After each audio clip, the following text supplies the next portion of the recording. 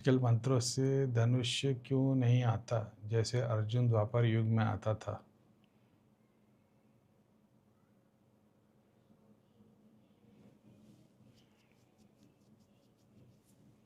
Scripture से बहुत सारी बातें ऐसी लिखी है जो रियलिटी में डाउट है, लेकिन अगर फैक्ट की बात किएंगे कि बोले करीम भाई आप ही तो बोलते स्क्रिप्चर में जो लिखा है वो पास्ट में जो क्या बोलते हैं वेरीफाइड था, आज प्रेजेंट के हिसाब से फ्यूचर में भी हो सकता है। तो अपन अगर टेक्निकली इसके ऊपर बात की जाए तो क्या था, आजकल मंत्रों से धनुष्य क्यों नहीं आता जैसे अर्जुन द्वापर युग में आता था। द्वापर युग में आता था, घास के तिनके से बना डालते थे। तो जब तुम पढ़ोगे पुराण पुराण के अंदर में सेज वशिष्ठ परशुराम,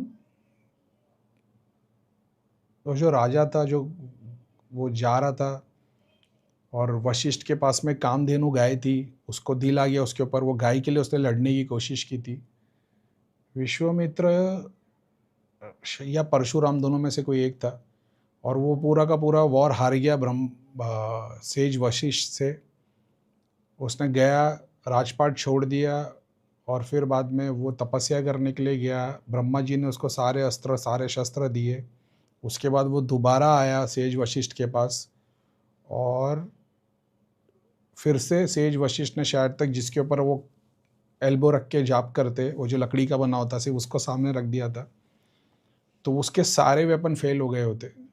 तो वो प्रूफ था, एक, उसके पास सारे एस्ट्रल वेपन थे, और वशिष्ठ ने फिजिकल चीज़ चैनलाइज करके, एस्ट्रल तो इसके पास भी थे वशिष्ठ के पास, लेकिन उसने फिजिकल मैनिफेस्टेशन में उसको उतार दिया था, जिसकी नॉलेज उसको नहीं थी। परशुराम था कि विश्वामित्र था, मेरे को याद नहीं हो। अब वो वॉर भी हार गया।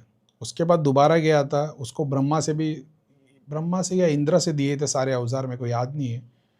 और फिर उसने उसके ऊपर भी ध्यान छोड़ दिया। फिर उसको पता चला कि इससे गहरी और वशिष्ठ से भी बड़ी गहरी साधना करनी पड़ेगी, और फिर वो उस साधना में जाता है, और वो बहुत बड़ी साधना करने लगते, और इंदिरा का स्वर्ग कपकपाने लगता है। तो वो मेनका को भेजते, है ना, विश्वामित्र। उसके अंदर 18 या 24 अस्त्र और शस्त्र के बारे में बताया गया बुक के अंदर। मैंने शायद तक कभी टेलीग्राम पे शेयर भी किया था बुक।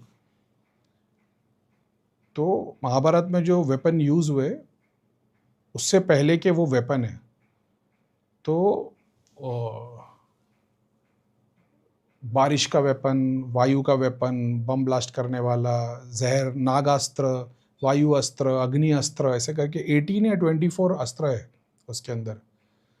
और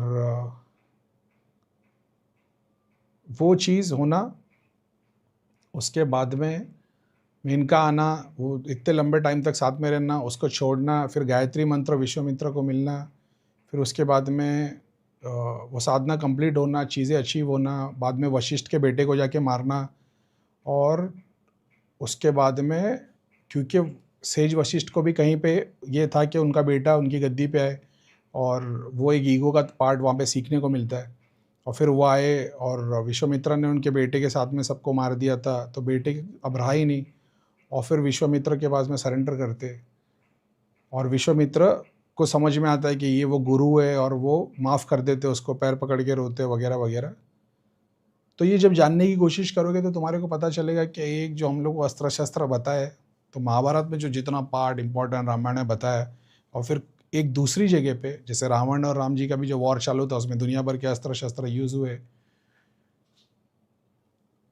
एग्जाम्पल के तौर पे जैसा वो एक वीडियो मेरे सामने आ गया था, मेरे को याद नहीं, शायद प्रेमानंद जी महाराज बता रहे थे कि जब लक्ष्मण के ऊपर जब अस्त्र का वार हुआ, तो जब लेके आए उनको, तो वहाँ पे राम जी भी खड़े थे, हनुमान जी भी खड़े थे, अपने जो बेर गॉड है जामवन वो भी खड़े थे, और काफ़ी सारे देवी देवता थे। ये तो खुद विष्णु भगवान के स्वरूप है। उसके बावजूद लक्ष्मण को ठीक नहीं कर पा रहे थे। तो आप अलग अलग भगवान के मंदिर में जाके ये देख रहे हो कि यहाँ डायबिटीज़ ठीक होता है, यहाँ शुगर ठीक होता है, यहाँ कैंसर का इलाज होता है। जब लक्ष्मण पे चोट लगी तो वहाँ पे हनुमान जी भी थे, राम जी भी थे, अपने जामवन भी थे। वो सब होके भी उसका इलाज नहीं हो पा रहा था। रावण की सेना में से 2 आते और बताते कि ये एक विष है, ये विष का सॉल्यूशन संजीवनी बूटी में है। ये एक रियलिटी में ये है जो हम जी रहे कि भगवान खुद अपने भाई को ठीक नहीं कर पा रहे थे, हनुमान जी नहीं कर पा रहे थे, जामुन नहीं कर पा रहे थे, तो हम कैसे ठीक हो सकते। दूसरा ये है कि वो जो था वो विष था, जो चोट तीर की नहीं लगी थी, विष की लगी थी। एग्जाम्पल आज की रियलिटी के हिसाब से कि तुम भगवान के प्रेयर से बहुत सारी कॉस्मिक बीमारी को ठीक कर सकते हो, लेकिन जब बात विष का इन्वॉल्वमेंट हो जाता है, तुम्हारे अंदर विष उतार दिया जाता है जो शैतान की खुराक है, उसके लिए फिर दवा लगती है। तब संजीवनी बूटी लाके दी गई। तो उसके पहले जितनों को वॉर में तकलीफ आ रही थी, उनका शाम तक इलाज हो रहा था। जब रामायण का वॉर चालू था, राम जी की सेना, बहुत सारों को चोट लगती थी, उनका शाम में इलाज हो जाता था। लक्ष्मण का नहीं हुआ क्योंकि उस पर विष का यूज़ किया गया था। मैंने एक वीडियो में शायद इसको बताया भी था कि मैंने जानने की कोशिश की, भाई ये विष जो है ये शैतान का वार है, समझ रहे हो कि नहीं। तो जब शैतान का वार लगता है तो तुम्हारे को भगवान के साथ में दवाई की भी ज़रूरत पड़ती है।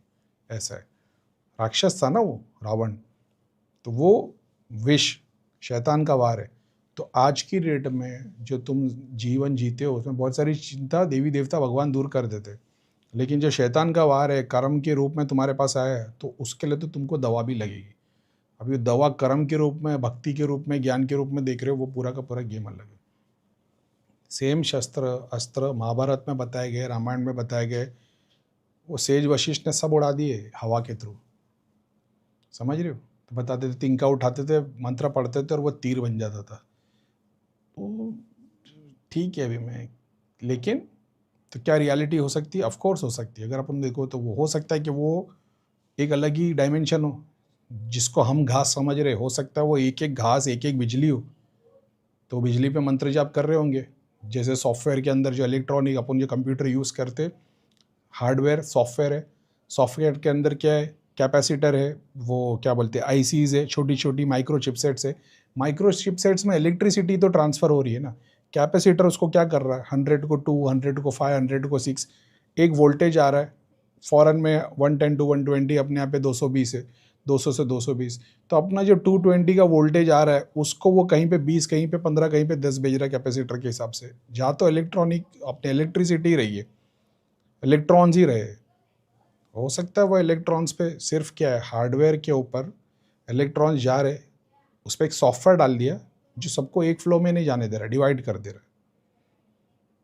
उसी के थ्रू आज कंप्यूटर बना है, उसी के थ्रू आज न्यूक्लियर वेपन बन गए।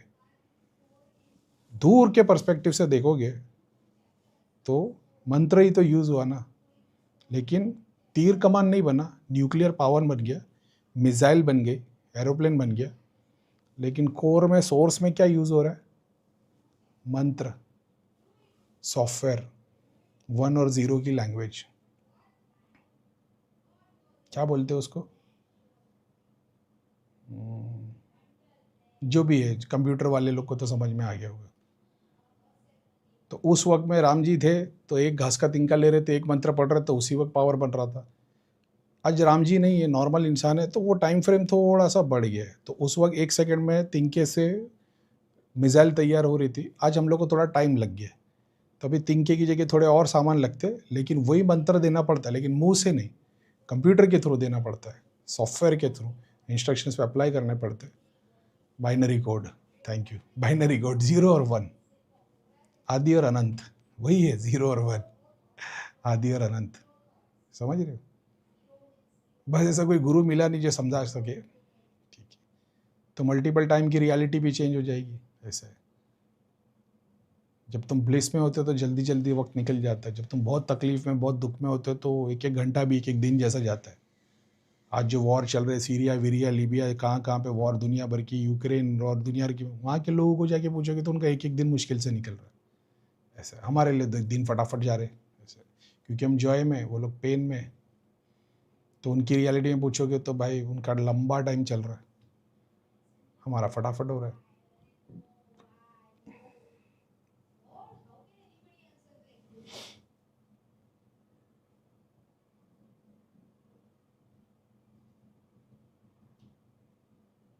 आज जितने भी वेपन बन रहे हैं, बंदूक, गोली, मिसाइल, सब एक ही बंदूक बनाने वाली मशीन, वो आर्म्स वेपन बनाने वाली कंपनी है, और उसमें कोई बैठा है और मंत्र ही तो दे रहा है लिख के सॉफ्टवेयर में, हार्डवेयर बना रहे। मगर उसके पीछे एक पूरी टीम तैयार हो रही है ना। विष्णु भगवान को टीम की ज़रूरत नहीं थी, वो एक मंत्र पढ़ के काम कर रहे थे। तो सारे मिलके, जग मिलके विष्णु ही तो हो रहा, हर बूंद है वही सागर है।